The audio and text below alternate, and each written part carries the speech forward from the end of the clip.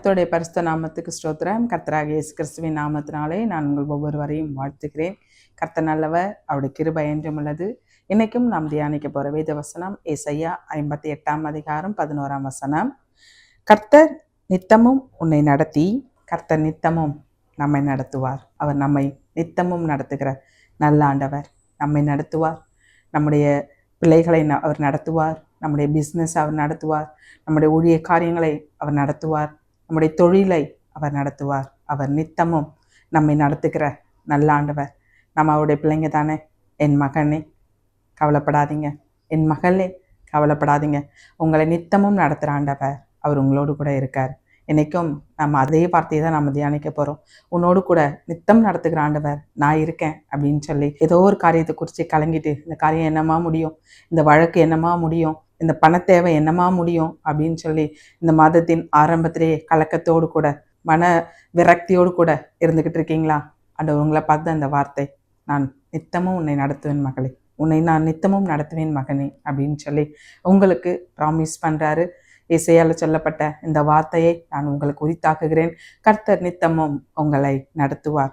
சங்கீதக்காரன் தாவீது அவர் நம்மை நித்தமும் நடத்தணுமா, அப்போ நாம் என்ன செய்யணும் அப்படின்னு சொல்லி நமக்கு ஒரு ஆலோசனை அவர் சொல்கிறார் பாருங்க. சங்கீதம் 37:5. உன் வழியை கர்த்தருக்கு ஒப்புவித்து அவர் மேல் நம்பிக்கையாயிரு, அவரே காரியத்தை வாய்க்க பண்ணுவார். சங்கீதக்காரன் தாவீது பாருங்க, ஆண்டவர் உங்களை நித்தமும் நடத்தணுமா, உன் வழியை கர்த்தரிடத்தில் ஒப்புவித்து அவர் மேல் நம்பிக்கையாயிரு. கர்த்தர் நித்தமும் நடத்துவார் அப்படின்னு சொல்லும் போது என்ன நடத்துங்க அப்படின்னு சொல்லி நம்மை நாம் ஒப்பு கொடுத்தவர்களா இருக்கலாம். அவர் நம்மை நித்தமும் நடத்தணுமா, இந்த சங்கீதக்காரன் தாவீது சொல்றது போல உன் வழியை கர்த்தரிடத்தில் ஒப்புவித்து. இதையே நீதிமொழிகள்ல 3 நம்ம வாசம்னா சாலமோன் ராஜா சொல்றாரு பாருங்க, உன் சுய புத்தியின் மேல் சாராமல் உன் வழிகளெல்லாம் அவரை நினைத்துக்கொள். உன் சுய புத்தியின் மேல் சாயாமல் உன் வழிகளெல்லாம், நீ போற வழிகளெல்லாம் ஆண்டவரை நினைத்துக்கொள். நம்முடைய சுய புத்தியின் மேல் நாம சாய்ந்தோம் அப்படின்னு சொன்னா ஆண்டவர் நம்மை நடத்த மாட்டார். நம்முடைய சுய புத்தி, நம்முடைய மனுஷ நாலேஜ் அது சரியான பாதையில கொண்டு போகாது. நம்ம சரியான வழியில நம்ம போக மாட்டோம். நமக்கு எது நன்மையா இருக்கு, நமக்கு என்ன சூழ்நிலை நல்லா இருக்கா அப்படின்ற அந்த பாதையை பார்த்து தான் நம்ம போவோம். அப்படி நாம் இல்லாதபடிக்கு அதை தான் சங்கீதக்காரன் தாவீது சொல்றாரு, உன் வழியை கர்த்தரிடத்தில் ஒப்புவித்து அவர் மேல் நம்பிக்கையாயிரு, அவரே காரியத்தை வாய்க்க பண்ணுவார். நாம் நம்முடைய வழியை ஆண்டவர் இடத்துல ஒப்புவிக்கணும். அப்படி ஒப்புவித்தா நாம் ஆசீர்வாதமாக இருப்போம். இதே ஏசாயா தீர்க்கதரிசி ஏசாயா 55:8 நாம் வாசிப்போம். என் நினைவுகள் உன் நினைவுகள் அல்ல, உன் வழிகள் என் வழிகளும் அல்ல என்று கர்த்தர் சொல்கிறார். என் நினைவுகள் மகனே உன்னை குறித்து, மகளே உன்னை குறித்து, உன் நினைவுகள். நீங்க ஒரு காரியம் நினைச்சிருக்கீங்க இல்லையா, அது என் நினைவுகள் அல்ல. நீங்க ஒரு பாதை நினைச்சு வச்சிருக்கீங்க இல்லையா, அது என் வழிகளும் அல்ல அப்படின்னு சொல்லி கர்த்தர் சொல்றாரு. சரி, என்னதான் அவருடைய நினைவு, என்னதான் அவருடைய பாதை?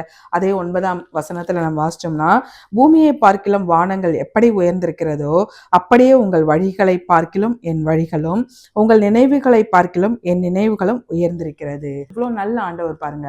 நம்முடைய மனுஷீக சிந்தை, நம்முடைய இப்ப இருக்க ஸ்டேட்டஸ், இப்ப இருக்க காரியங்கள் அதை பார்த்து, இப்ப இருக்க சூழ்நிலைகளை பார்த்து நாம ஒரு பிளான் பண்ணி வச்சிருப்போம், நாம ஒரு வழியை சூஸ் பண்ணி வச்சிருப்போம். ஆனா ஆண்டவர் சொல்றாரு பாருங்க, பூமிக்கு வானம் எவ்வளவு உயர்ந்திருக்கிறதோ. ஹல்லேலூயா. நம்முடைய நல்ல தகப்பன், பூமிக்கு வானம் எவ்வளவு உயர்ந்திருக்கிறதோ அப்படி உங்களை குறித்து என்னுடைய நினைவுகளும் என்னுடைய வழிகளும் இருக்கும். அவருடைய நினைவுகள், அவருடைய வழிகள் எப்பொழுதும் உயர்ந்ததா இருக்கும். எப்படி ஒரு பெற்றோர் எடுத்தோம் அப்படின்னு சொன்னா, நம்முடைய பிள்ளைகளை எப்பொழுதும் நல்ல சூழ்நிலையில வளர்க்கணும், நல்லமானதை நம்ம செய்யணும். நாம எப்படியோ கஷ்டப்பட்டுட்டோம், நாம எப்படியோ இருந்துட்டோம், ஆனா நம்ம பிள்ளைங்க கஷ்டப்படக்கூடாது அப்படிதான் நாம நினைப்போம். நம்மை உண்டாக்கின ஆண்டவர், நம்மை தாயின் கருவிலை சிருஷ்டித்த ஆண்டவர், நம்மை பூமியின் கடையாந்திரங்களிலிருந்து நம்மை சூஸ் பண்ண ஆண்டவர் அவர் பாருங்க. அவர் சொல்றாரு, பூமிக்கு வானம் எவ்வளவு உயர்ந்திருக்கிறதோ அப்படி உன்னை குறித்து, உன் நினைவுகளையும் உன்னுடைய வழிகளும் எனக்கு அப்படி உயர்ந்ததா இருக்கிறது அப்படின்னு சொல்லி. அவருடைய நினைவுகள், அவருடைய வழிகள் நமக்கு உயர்வானதா இருக்கும், நம்மை உயர்வான ஒரு வழிக்கு கொண்டு போகும். அதனாலதான் சங்கீதக்காரன் தாவீது மூலியமா ஆண்டவர் சொல்றாரு பாருங்க. சங்கீதம் 81:11 என் ஜனங்கள் எனக்கு செவி கொடுத்தால் நலமாயிருக்கும், என் வழிகளில் நடந்தால் நலமா, எனக்கு செவி கொடுத்து என் வழிகளில் நடந்தால் நலமா இருக்கும். ஹல்லேலூயா. ஆண்டவர் சொல்றதை கேட்டு அவருடைய வழிகளில் நடந்தால் நலமா இருக்கும். அப்படி அவருடைய வழிகள் நடந்து அவர் என்ன பண்ணுவார்? சங்கீதம் 32:8 நான் உனக்கு போதித்து நீ நடக்க வேண்டிய வழியை உனக்கு காண்பிப்பேன். நான் உனக்கு போதிப்பேன். நீ எங்க போகணும், எப்படி பேசணும், யார்கிட்ட இருக்கணும், எந்த வழியில போகணும் அப்படின்னு சொல்லி நான் உனக்கு போதித்து நீ நடக்க வேண்டிய வழியை, நீ போக வேண்டிய பாதையை உனக்கு நான் காட்டுவேன் அப்படின்னு சொல்லி நம்மை நல்ல வழியில நடத்துக்கிறான் நல்ல ஆண்டவர். நம்மை சிருஷ்டித்த ஆண்டவர் இல்லையா? நம்ம நல்ல வழியில தானே கொண்டு போவாரு. நாம இப்ப இருக்க காரியத்துக்கு எடுத்த மாதிரி இந்த பாதை நமக்கு சரியான பாதை, இதுல போயிடலாம் அப்படின்னு நம்ம நினைப்போம். ஒரு கரடு முரடான பாதையை பார்த்தோம்னா ஐயோ இது வேண்டாம், இது ரொம்ப நமக்கு டிஃபிகல்ட்டா இருக்கும் போல இருக்கு, ரொம்ப போராட்டமானதா இருக்கும் போல இருக்கு அப்படின்னு சொல்லி அந்த ஸ்டார்டிங்ல இருக்கிறது மட்டும்தான் நம்ம பார்ப்போம். ஆனா ஆண்டவர் பாருங்க, அவர் நமக்கு போதித்து நலமான வழியில நம்மை கொண்டு போகிற நல்ல ஆண்டவர். இதேதான் சங்கீதம் 128:1 கர்த்தருக்கு பயந்து அவருடைய வழிகளில் நடக்கிறவன் எவனோ அவன் பாக்கியவான். நீங்க பாக்கியவானா? நீங்க பாக்கியவதியா இருக்கணுமா? லக்கி பர்சனா இருக்கணுமா? அப்ப அவருடைய வழிகளில் நாம் நடந்தோம் அப்படின்னு சொன்னா நம்ம லக்கி பர்சனாய், நாம் பாக்கியவான்களாய், நாம் பாக்கியவதிகளாய் நாம் இருப்போம். எப்பொழுதும் வேதத்துல நாம பார்ப்போம் ஆண்டவருடைய பாதையில என்னென்ன காரியங்கள் நமக்கு நடக்கும் அப்படின்னு சொல்லி. உபாகமம் 8:6 கர்த்தர் மோசேயின் மூலமாக இஸ்ரவேல் ஜனங்களுக்கு அவர் சொல்றாரு பாருங்க. ஆகையால் உன் தேவனாகிய கர்த்தருடைய வழிகளை நடந்து அவருக்கு பயப்படும்படிக்கு அவருடைய கற்பனைகளை கைக்கொள்ள கடவாய். உன் தேவனாகிய கர்த்தர் உன்னை நல்ல தேசத்திலே பிரவேசிக்க பண்ணுவார். ஹல்லேலூயா. ஆண்டவர் பாருங்க, உன் தேவனாகிய கர்த்தருடைய வழிகளில் நீங்க நடந்தீங்க அப்படின்னு சொன்னா அவர் நல்ல தேசத்துல பிரவேசிக்க பண்ணுவாராம். ஹல்லேலூயா.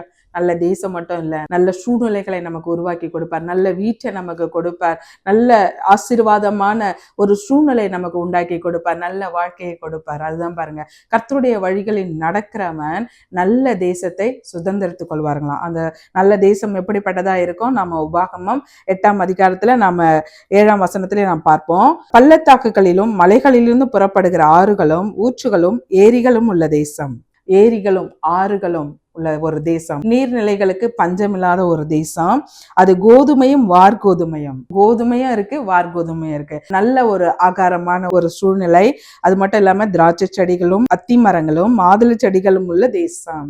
பழங்களுக்கும் அங்க குறைவே கிடையாதுங்களாம். அத்தி மரம், மாதுளை செடிகள் இப்படி எல்லாம் இருக்கிற ஒரு தேசம். அது ஒலிவ மரங்களும் எண்ணெயும் தேனும் உள்ள தேசம். ஒலிவ மரம், ஒலிவ ஆயிலும் எண்ணெயும் தேனும் உள்ள தேசம். அது மட்டும் இல்லாம 9 பாருங்க, அது தாழ்ச்சி இல்லாமல் அப்பம் புசிக்கத்தக்கதும் ஒன்றும் உனக்கு குறைவுபடாததுமான தேசம். அப்பம் குறைச்சலா இருக்கா? அதுவும் கிடையாது.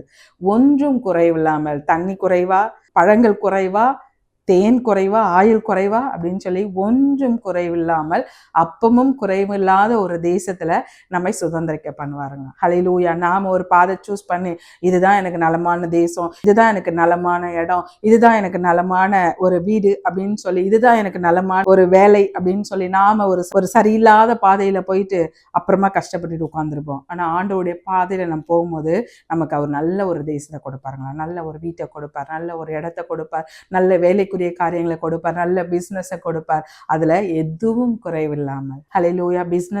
பிசினஸ்க்குரிய காரியங்கள் எல்லாவற்றையும் அவரே வாய்க்க பண்ணுவார். இடத்துல பாருங்க எதுவும் குறைவு இருக்காதுங்களாம். அப்பம் சாப்பாட்டுக்கு குறைவில்லாத ஒரு தேசம். ஹல்லேலூயா. நம்மை குறைவில்லாமல் நடத்துகிற ஆண்டவர். இது ஆபிரகாமுடைய வாழ்க்கையில பார்க்கலாம். ஆபிரகாம் கிட்ட ஆண்டவர் சொல்றாரு, நான் காண்பிக்கும் தேசத்துக்கு போ. அவர் வழி காண்பிக்கிறாரு. நான் சொல்றதை நீ கேளு, நான் காண்பிக்கும் தேசத்துக்கு போ. அதே போல அந்த ஆபிரகாம் ஆண்டவருடைய அவர் வழி சொன்னார் இல்லைங்களா, அந்த வழியை பிடிச்சுக்கிட்டு அப்படியே போறாரு. அந்த ஆபிரகாமுக்கு ஆண்டவர் என்ன ப்ராமிஸ் பண்ணாரோ, உன்னை நிச்சயமாய் ஆசீர்வதிக்கவே ஆசீர்வதிப்பேன்னு சொன்ன ஆண்டவர் அதை அப்படியே அவர் பாருங்க, அவர் இருக்கிற இடத்துல பொன்னும் வெள்ளியும், அந்த எலியேசர் பெண் எடுக்கும்போது சொல்றாரு, என் பெரிய செல்வந்தரா இருக்காரு என் எஜமானன், அவருக்கு வெள்ளியும் பொன்னும் ஏராளமான ஒட்டகங்களும் வேலைக்காரர்களும் வேலைக்காரிகளும் மிகுந்து இருக்கிறாங்க அப்படின்னு சொல்லி அந்த எலியேசர் சொல்றதை நம்ம வேதத்துல பார்க்கலாம். சும்மா அப்படியே கடந்து போனார். ஆண்டவருடைய வார்த்தையை நம்பி, அவர் சொன்ன வழியை நம்பி கடந்து போன அந்த ஆபிரகாம் அவரை நல்ல தேசத்துல போற வழியில போராட்டம் இருந்ததுதான், ஆனா அதுல எல்லாமும் ஜெயத்தை கொடுத்து ஒரு நல்ல தேசத்துல நிச்சயமாகவே ஆசீர்வதிப்பேன்னு சொல்லி ப்ராமிஸ் பண்ண ஆண்டவர் அவர்களை அப்படியே ஆசீர்வதித்தார். ஆபிரகாமை அப்படியே ஆசீர்வதித்தார். அவருடைய வழி நம்மை நன்மையான தேசத்துக்கு, நன்மையான இடத்துக்கு கொண்டு போகும். ஹல்லேலூயா. குறைச்சல் இல்லாத ஒரு இடத்துக்கு கொண்டு போகும். அவர் நம்மை நித்தமும் நடத்துவார். ஹல்லேலூயா. இப்பொழுதும் இரண்டாவதா ஒரு காரியத்தை குறித்து நம்ம வேதத்திலிருந்து பார்க்கலாம். ஆண்டவர் சொன்னதை கேட்காம அவருடைய பாதையில போகாம தான் போயிட்டோம், இது வரைக்கும் அவருடைய வழியில நாங்க போகாம தான் போயிட்டோம் அப்படின்னு சொல்லி இப்பொழுதும் கண்ணீரோட, கலக்கத்தோட, நஷ்டத்தோட, இழப்போட, தேவைகளோடு கூட, கடனோடு கூட உட்கார்ந்துருக்கீங்களா? மகனே மகளே, எரேமியா 31:9 ஒரு வேத வசனம் பாருங்க. அழுகையோடும் விண்ணப்பங்களோடும் வருவார்கள், அவர்களை வழி நடத்துவேன், அவர்களை தண்ணீருள்ள நதிகள் அண்டைக்கு இடராத செம்மையான வழியிலே நடக்க பண்ணுவேன், அவர்களுக்கு பிதாவா இருப்பேன், அவர்கள் என்னுடைய புத்திரர்களா இருப்பார்கள். ஹல்லேலூயா. அழுகையோடும் விண்ணப்பத்தோடு வருவார்கள், அவர்கள் என்னை வழி நடத்துவேன். இப்பொழுதும் எந்த பாதையில போறதுனே தெரியல, என்ன பண்றதுன்னு தெரியல அப்படின்னு சொல்லி கலக்கத்தோடு கூட, இதுக்கப்புறம் என்ன, எங்களுக்கு முன்னாடி என்ன இருக்குன்னே எங்களுக்கு தெரியல அப்படின்னு சொல்லி கண்ணீரோடு, கலக்கத்தோடு கூட, ஏக்கத்தோடு கூட இந்த நிகழ்ச்சியை பார்த்துக்கிட்டு இருக்கீங்களா? மகனே மகளே, பாருங்க, எரேமியா தீர்க்கதரிசியில அவங்க ஆண்டவர் சொல்றாரு, விண்ணப்பத்தோடும் கண்ணீரோடும் அவர்கள் வருவார்கள், அவர்களை நான் வழி நடத்துவேன். ஹல்லேலூயா. உங்களை வழி நடத்துகிற ஒரு ஆண்டவர் இருக்காரு. அவர் உங்களை கைவிடாத நேசர். உங்களுடைய உறவுகள் உங்களை கைவிடலாம், உங்களுடைய நண்பர்கள் உங்களை கைவிடலாம், உங்களை சுற்றி உள்ளவர்கள், நீங்கள் உதவி செய்தவர்கள் உங்களை கைவிடலாம், ஆனா கைவிடாத ஒரு நேசர் இருக்காரு. அழுகையோடும் விண்ணப்பத்தோடும் வருவார்கள், அவர்களை நான் வழி நடத்துவேன், அவர்களை தண்ணீர் உள்ள நதிகள் அண்டைக்கு இடராத செம்மையான வழியில நடக்க பண்ணுவேன். எந்த இடத்துக்கு கொண்டு போகணும்? அவர் நல்ல மேய்ப்பன் இல்லையா? அவர் பாருங்க, தண்ணீர் உள்ள நதிகள் அண்டைக்கு இடராத, தண்ணீர் எங்க இருக்கோ அந்த இடத்துக்கு நான் கரெக்டா கொண்டு போய் செம்மையான பாதையில கொண்டு போவேன். அவர் நல்ல மேய்ப்பன் இல்லையா? அவர் நல்ல மேய்ப்பன். அமர்ந்த நீரோடைகள்ல கொண்டு போய் சேர்க்கிற ஆண்டவர். அந்த நல்ல மேய்ப்பனை நீங்க கெட்டியா பிடிச்சுக்கோங்க. அழுகையோடு கூட இருக்கீங்களா? அந்த நல்ல மேய்ப்பனை கெட்டியா பிடிச்சுக்கோங்க. உங்களுடைய அழுகையை ஆனந்த களிப்பாய் மாற்றுகிற ஆண்டவர். அவர் செம்மையான பாதையில நடத்தி உங்களை கொண்டு போகும்போது எதற்கும் குறைவில்லாமல். ஹல்லேலூயா. அன்னைக்கு இஸ்ரவேல் ஜனங்க அடிமைத்தனத்துல முறையிடுறாங்க, பெருமூச்சு விடுறாங்க, அங்கலாய்க்கிறாங்க, எங்களை யாராவது இருந்தா வழி நடத்தினா நலமா இருக்கும் அப்படின்னு சொல்லி அந்த இஸ்ரவேல் ஜனங்களை தான் மோசேயை கொண்டு வழி நடத்தினார். உங்களை வழி நடத்தாம விட்டுடுவாரா? மகனே, உங்களை வழி நடத்தாம விட்டுடுவாரா? அவர் உங்களை நித்தமும் வழி நடத்துகிற ஆண்டவர். இப்பொழுதும் கண் கட்டி அப்படியே காட்டுல விட்டது போல இருக்கு, நாங்க எங்க போறதுன்னு தெரியல, என்ன பண்றதுன்னு தெரியல அப்படின்னு சொல்லி ஒரு குருடனை போல இருக்கோம்.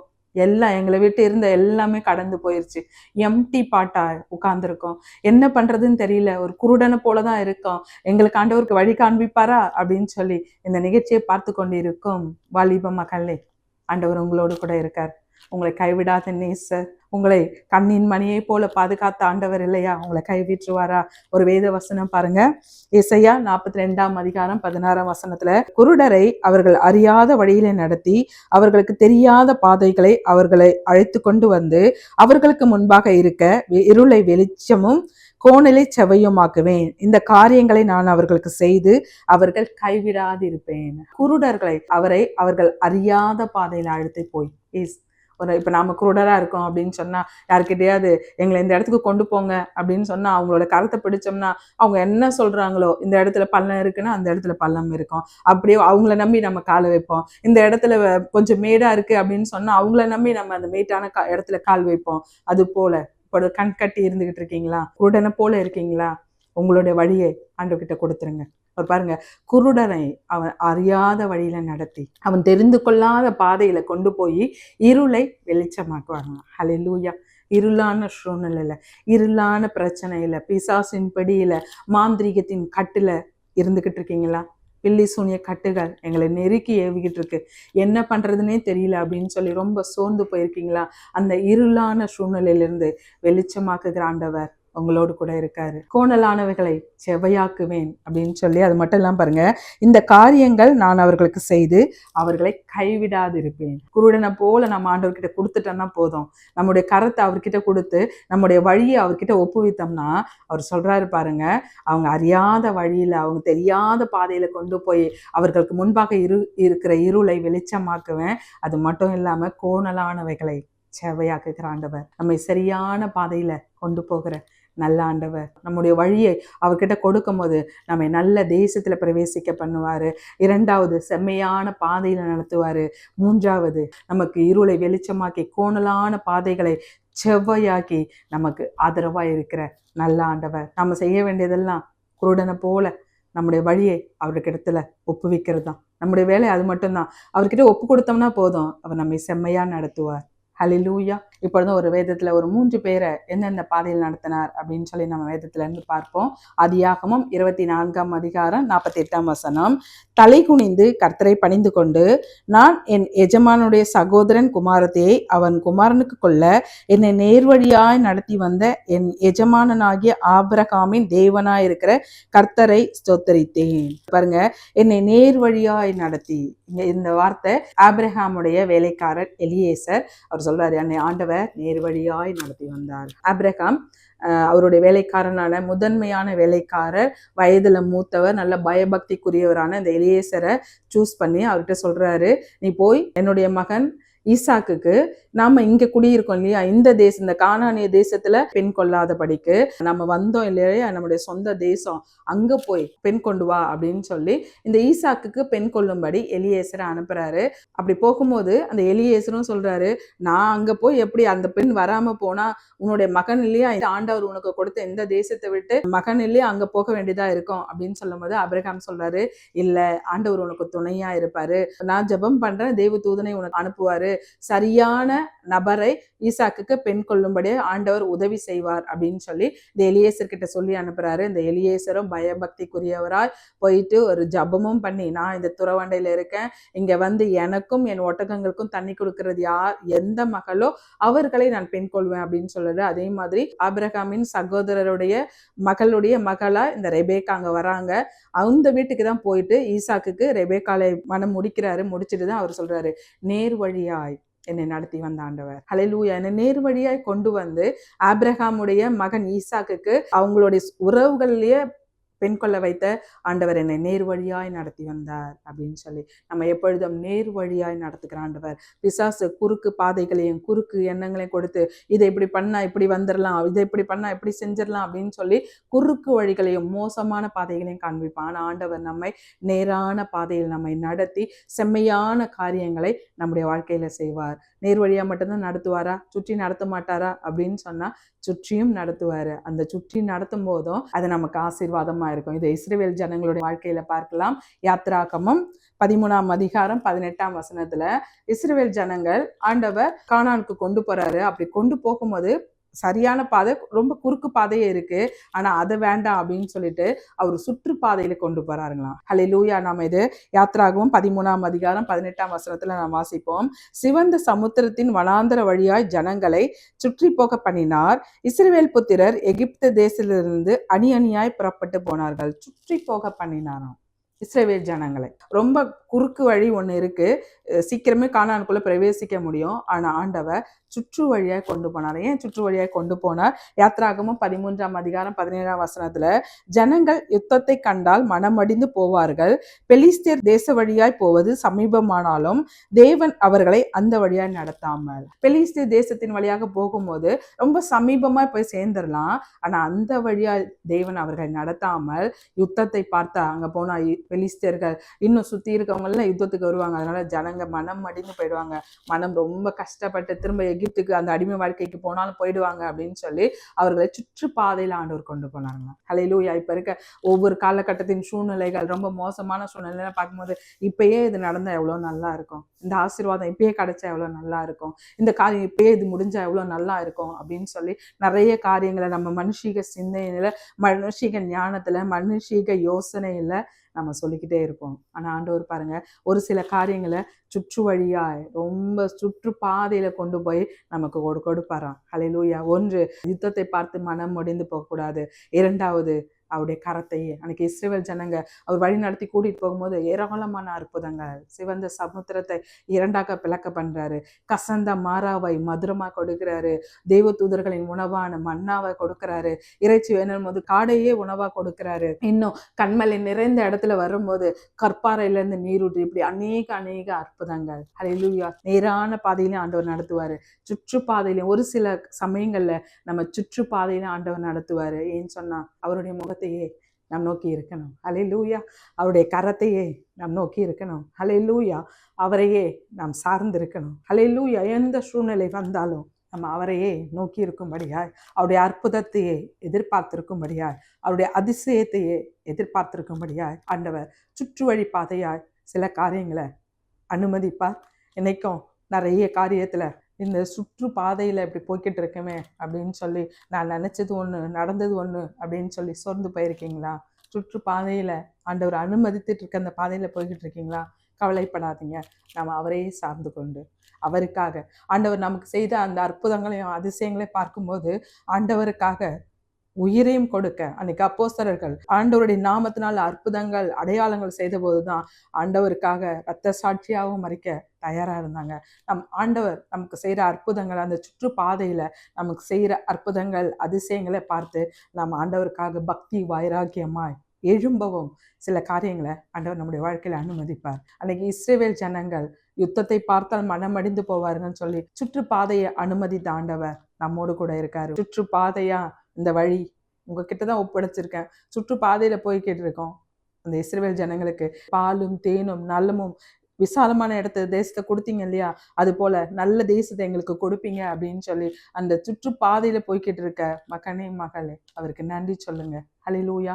உங்களுக்கு ஆதரவா இருக்கிற ஆண்டவர். இதே சங்கீதக்காரன் தாவீது அவர் பாருங்க ஒரு ஜபமாய் சங்கீதங்கள்ல சொல்றாரு. சங்கீதம் 143:8 நான் நடக்க வேண்டிய வழியை எனக்கு காண்பியும். அவர் ஒரு ஜபமாவே சொல்றாரு பாருங்க, நான் நடக்க வேண்டிய வழியை எனக்கு காண்பியும். நான் எந்த பாதையில போகணும், எப்படி போகணும் எனக்கு காண்பியுங்களேன். இன்னொரு சங்கீதத்துல சங்கீதம் 25:4 உம்முடைய வழிகளை எனக்கு தெரிவியும், உங்களுடைய பாதைகளை எனக்கு போதித்தரலும். அவர் கேட்கிறாரு பாருங்க, உங்க வழி என்ன ஆண்டவரே, உங்க வழி என்ன, உங்க பாதை என்ன, என்னை குறித்து அதை எனக்கு போதித்தரலுங்க அப்படின்னு சொல்லி. இன்னொரு வேத வசனத்துல சங்கீதம் 27:11 கர்த்தாவே உமது வழியை எனக்கு போதியும், என் எதிராளிகள் நிமித்தம் செவையான பாதையில என்னை நடத்தும். ஹல்லேலூயா. அவரு சுத்தி சத்துருக்கள், சங்கீதக்காரனுடைய வாழ்க்கையில சுத்தி சத்துருக்கள், அவர் பாருங்க உங்க வழி எனக்கு என்ன போதிங்க, என் சத்துருக்களின் நிமித்தம் என்னை செவையான பாதையில நடத்துங்க. ஹல்லேலூயா. அதே சங்கீதம் 23 கர்த்தர் என் மேய்ப்பனா இருக்கிறார்,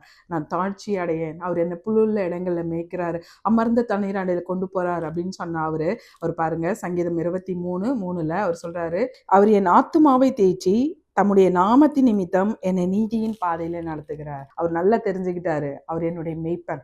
அந்த நல்ல மேய்ப்பன் என்னை அமர்ந்த தண்ணில கொண்டு போறவர் மட்டும் இல்லை, என் ஆத்மாவை தேய்ச்சி என்னை நீதியின் பாதையில நடத்துகிறார், என் சத்துருக்களின் நிமித்தம் என்னை நீதியின் பாதையில நடத்துகிறார். ஹல்லேலூயா. செவையான பாதையில நடத்துறேன்னு சொன்னவர் இந்த சங்கீதத்துடைய அந்த 5வது பகுதியிலேயே அவர் சொல்றாரு, என் சத்துருக்களுக்கு முன்பாக எனக்கு ஒரு பந்தி. சரியான பாதையில நடத்துகிற ஆண்டவர், செம்மையான பாதையில நடத்துகிற ஆண்டவர் நம்முடைய ஆண்டவர். நேர் வழியாய் நடத்துவாரு, குறுக்கு வழியாவும் நடத்துவாரு, செம்மையான பாதையில நம்மை நடத்துவார். நாம் செய்ய வேண்டியதெல்லாம் நம்முடைய வழியை கர்த்தரிடத்துல ஒப்புவித்து, அந்த சங்கீதக்காரன் தாவீது நமக்கு ஆலோசனையா சொல்றாரு இல்லையா, உன் வழியை கர்த்தரிடத்துல ஒப்புவித்து அவர் மேல் நம்பிக்கையாரு, அவரே காரியத்தை வாய்க்க பண்ணுவார். நம்மை நித்தமும் நடத்துகிற ஆண்டவர். அவர் நம்ம நித்தமும் நடக்கணும்னு சொன்னா நாம செய்ய வேண்டியது, என் வழியை உங்களுடைய கரத்துல ஒப்பு கொடுக்குறேன் டாடி, எங்களுடைய வாழ்க்கையை உங்களுடைய கரத்துல ஒப்பு கொடுக்குறேன் டாடி, எல்லாவற்றையும் நீங்க வாய்க்க பண்ணுங்க அப்படின்னு சொல்லி இப்பொழுது ஒரு சின்ன ஜபத்தை நாம் எடுப்போமா? எங்களை உங்களுடைய கரத்துல ஒப்பு கொடுக்குறேன் டாடி. அந்த சங்கீதக்காரன் தாவீது சொன்னதை போல அப்பா நீங்க நித்தமும் எங்களை நடத்தணும். எங்களை மட்டும் இல்லை டாடி, எங்களுடைய குடும்ப வாழ்க்கையை, எங்களுடைய பிஸ்னஸை, எங்களுடைய வியாபார ஸ்தலங்களை, எங்களுடைய மினிஸ்ட்ரியை, ஊழியத்தின் பாதைகளை ஆண்டவர் நீர் நித்தமும் நடத்துவீராக. எங்களை சரியான பாதையில இந்த சங்கீதக்கார தாவீது சொல்றது போல உன் வழியை கர்த்தரிடத்தில் ஒப்புவித்து அவர் மேல் நம்பிக்கையாயிரு. எங்க வழியை உம்முடைய கரத்துல ஒப்பு கொடுக்குறேன் டாடி. நாங்கள் இப்பொழுதும் குருடனை போல உம்முடைய சமூகத்துல வரும். ஹல்லேலூயா. ஒரு குருடன் குருடியை போல உம்முடைய சமூகத்துல வரும். எங்களுக்கு அறியாத பாதை, எங்களுக்கு தெரியாத பாதை, ஓ எஸ் டாடி. இப்பொழுது நாங்கள் தியானித்த அந்த வேத வசனத்தை போல எங்களுடைய நினைவுகள் ரொம்ப குறுகினதா இருக்கலாம், எங்களுடைய சிந்தைகள், எங்களுடைய வழிகள் ரொம்ப குறுகினதா, எங்களுடைய நாலேஜ்க்கு, எங்களுடைய படித்த நாலேஜ், எங்களுடைய உலக நாலேஜ், அதை வைத்து இது இப்படிதான் இது இப்படிதான் அப்படின்னு சொல்லி அந்த வழிகளை நாங்கள் சூஸ் பண்ணி இது வரைக்கும் எந்த இடத்துக்கு நாங்கள் போகணுமோ, எந்த நலமான காரியங்கள் எங்களுக்கு நடக்கணுமோ அதை தவற விட்டு இப்பொழுதும் ஒரு குருடியை போல கண்ணீரோடு கூட ஏஸ்டாடி உங்களுடைய சமூகத்துல நாங்க வரோம். குருடரை அவர் அறியாத பாதையில நடத்தி அவர்களுக்கு இருளை வெளிச்சமாக்கி கோணலை செவ்வையாக்குகிற ஆண்டவர், எங்களோட இருளான காரியங்களை ஆண்டவர் வெளிச்சமாக்குவீராக, கோணலானவைகளை செவ்வையாக்குவீராக. அப்பா இப்பொழுது அந்த நிகழ்ச்சியை பார்த்துக்கிட்டு இருக்க ஒவ்வொருவரையும் உம்முடைய கரத்துல கொடுக்கிறேன் டாடி. பெரியவர்கள் முதல் சிறியவர்கள் வரை உம்முடைய கரத்துல கொடுக்கிறேன் இயேசுவின் நாமத்தினால. அப்பா, இவர்களுக்கு முன்பாக இருக்க அந்த இருளான காரியங்களை ஆண்டவர் வெளிச்சமாக்குவீராக. கோலனால பாதைகளை ஆண்டவர் செவ்வையாக்குவீராக. சத்துருக்களுக்கு முன்பாக ஒரு பந்தியை ஆயத்தப்படுத்துவீராக இயேசுவின் நாமத்தினால. டாடி, இவர்களுக்கு முன்பாக நாங்க பணத்தை இப்படி செலவு பண்ணிட்டு கிணத்துல போட்ட கல்லு மாதிரி இருக்கு அப்படின்னு சொல்லி ரொம்ப சோர்ந்து இருளான ஒரு வாழ்க்கையில அமர்ந்துகிட்டு இருக்காங்களா, ஆண்டவர்களுடைய வாழ்க்கையை வெளிச்சமாக்குவீராக. புல்லுள்ள இடங்களில் மேய்க்கிற ஆண்டவர் அப்பா, இவர்களை புல்லுள்ள இடங்களில் மேய்ப்பீராக. ஞானத்தை தருவீராக. உலகத்துல எப்படி வாழ்றது, எப்படி இருக்கிற நீர் போதித்து அப்பா நீர் நடத்துகிற ஆண்டவர், இவர்களை போதிப்பீராக, இவர்களை வழி நடத்துவீராக இயேசுவின் நாமத்தினால. இந்த நிகழ்ச்சியை பார்த்துக்கிட்டு இருக்க ஒவ்வொருவரையும் உடைய கரத்துல பேர் பேரா உடைய கரத்துல கொடுக்கிறேன் இயேசுவின் நாமத்தினால. உடைய நாமம் இவர்களுக்குள் மகிமைப்படட்டும் டாடி. உண்மையே சார்ந்து உண்மையே நம்பி இந்த நிகழ்ச்சியை பார்த்து எனக்கும் இப்படிப்பட்ட அற்புதம் வேணும்னு சொல்லி எந்தெந்த அற்புதத்துக்கெல்லாம் காத்து ஏஸ் டாடி இப்பொழுது ஜெபித்துக்கிட்டு இருக்காங்களோ, ஆண்டவர் அற்புதத்தை செய்வீராக. இப்பொழுது ஆண்டவர் ஒவ்வொருவரையும் நீர் தொடுவீராக. அப்பா, இவர்களுடைய சரீரத்துல ஒரு விடுதலை ஆண்டவர் கட்டளையிடுவீராக இயேசுவின் நாமத்தினால. வியாதிக்காக ஜெபம் பண்ணிக்கிட்டு இருக்காங்களா, ஆண்டவர் நீர் தொடுவீராக. எந்த இடத்துல எல்லாம் வியாதி எப்படிப்பட்ட காரியங்கள்னு சொல்லி ஆண்டவர் நீர் அறிந்திருக்கிறாடி, அவருடைய சரீரத்துல இருந்து அந்த வியாதிகளை ஆண்டவர் நீக்குவீராக. கடன் பிரச்சனைக்காக ஜெபித்துக்கிட்டு இருக்காங்களா, ஆண்டவர் கடன் பிரச்சனையில இருந்து ஒரு விடுதலை கொடுப்பீராக இயேசுவின் நாமத்தினால. ஹல்லேலூயா. மனுஷக பிடியிலிருந்து நாங்க கண்ணீரோடு விண்ணப்பத்தோடு கூட நாங்க வரோம்னு சொல்லி மனுஷக பிடியில இருந்துகிட்டு இருக்கோம், எங்களை விடுவீங்க சொல்லி கேட்டுக்கிட்டு இருக்காங்களா, ஆண்டவர் விடுவிப்பீராக. ஒரு திறந்த வாசலை ஆண்டவர் இவர்களுக்கு கொடுப்பீராக. ஹல்லேலூயா. வெளி தேசங்களுக்கு நாங்க போகணும் அப்படின்னு சொல்லி வெளிதேச காரியங்களுக்காக ஜெபித்துக்கிட்டு இருக்காங்களா, ஆண்டவர் காரியங்களை வாய்க்க செய்வீராக. நல்ல தேசத்துல இவர்களை பிரவேசிக்க பண்ணுவீராக இயேசுவின் நாமத்தினால. ஹல்லேலூயா. எங்களுக்கு ஏன் இந்த சுற்றுப்பாதை, எங்களுக்கு ஏன் இப்படிப்பட்ட காரியங்கள் அப்படின்னு சொல்லி கலங்கிக்கிட்டு இருக்காங்களா, அன்னைக்கு இஸ்ரவேல் ஜனங்களுக்கு அந்த சுற்றுப்பாதையில ஆண்டவர் நீரே அற்புதமாய் நீரே அதிசயமாய் அவர்களை வழி நடத்தினீர் டாடி. இவர்களுக்கும் அப்படிப்பட்ட அற்புதங்களையும் அதிசயங்களையும் ஆண்டவரை செய்வீராக இயேசுவின் நாமத்தினால. இப்பொழுது பிள்ளைகளுடைய காரியமாய், திருமண காரியமாய், அப்ப வேலை காரியமாய், சந்ததி பாக்கியத்தின் காரியமாய் ஜெபம் பண்ணிக்கிட்டு இருக்காங்களா, ஆண்டவர் இப்பொழுது இவர்களுடைய குடும்பத்துல ஏஸ்டடி வேலைக்காக ஜெபித்தால் நல்ல வேலை வாய்ப்புகளை இவர்களுடைய பிள்ளைகளுக்கு ஆண்டவர் உருவாக்கி கொடுப்பீராக இயேசுவின் நாமத்தினால. ஹல்லேலூயா. சந்ததி பாக்கியத்தை ஆண்டவர் கர்ப்பத்தின் கனிகளை கொடுப்பீராக இயேசுவின் நாமத்தினால. இவர்கள் ஒவ்வொருவரையும் கடன் கொடுக்கிறவர்களாய் ஆண்டவர் மாற்றுவீராக. ஹல்லேலூயா. அப்பா, உன்னுடைய தயவுள்ள கரம் ஒவ்வொருவரும் இது நீச்சப்படட்டும் டாடி இயேசுவின் நாமத்தினால. கர்த்தர் நீ நித்தமும் இவர்களுடைய குடும்பத்தை நீ நடத்துவீராக, இவர்களுடைய பிசினஸை நீ நடத்துவீராக. பிசினஸ்க்குரிய காரியத்துல எல்லாவற்றையும் இழந்து ஏஸ் டாடி இப்பொழுதும் ஒரு வாசல் எங்களுக்காக திறக்கப்படாதா, எப்பாத்தா எங்களுக்காக ஒரு வாசல் திறக்கப்படாதா அப்படின்னு சொல்லி எங்களுக்காக வானத்தின் கதவுகள் திறக்கப்படட்டும், எங்களுக்காக வானத்தின் மதகுகள் திறக்கப்படட்டும் சொல்லி ஜெபிக்கிற போதகர்களோடு கூட ஆண்டவர் நீர் இருப்பீராக. உம்முடைய தயவுள்ள கரம், அனுகூலமான கதவு இவர்களுக்காக திறக்கப்பட்டுட்டு டாடி இயேசுவின் நாமத்தினால. இவர்களுக்கு அனுகூலமான கதவுகளை ஆண்டவர் நீர் ஓபன் பண்ணுவீராக. நீர் ஒருவரும் பூட்டக்கூடாதபடி திறக்கிற ஆண்டவர் நீர் திறப்பீராக இயேசுவின் நாமத்தினால. ஹல்லேலூயா.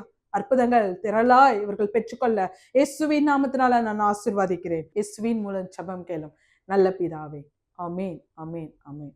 கர்த்தர் தாமே உங்கள் ஒவ்வொருவரையும் ஆசீர்வதிப்பாராக. ஆமென். அன்பிற்குரியவர்களே, எங்களோடு நீங்கள் தொடர்பு கொள்ள வேண்டிய எங்கள் முகவரி pastor Catherine Raghupathi, race course road, Singapore 218573.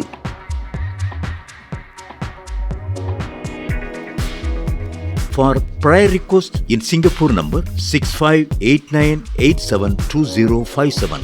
For India number 074180718556.